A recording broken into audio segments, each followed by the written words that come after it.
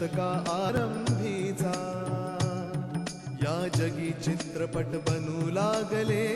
होते वारसा आम्हा जरी होता अष्टकलांचा हे तंत्र आमच्या देशी आले नव्हते पण करुणी ठाम निर्धार योगी वृत्तीने फाळके ऋषींनी खडतर व्रत आचरले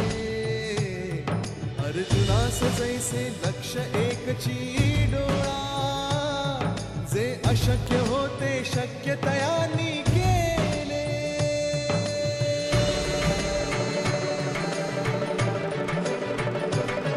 मग कथा घेऊन हरिश्चंद्र राजाची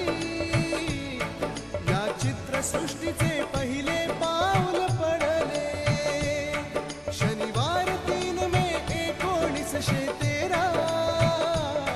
भारत भूमीवर चलत चित्र अवतरले नवतेजाने मने उजळली घडली ऐसी किमया लख लख चंदे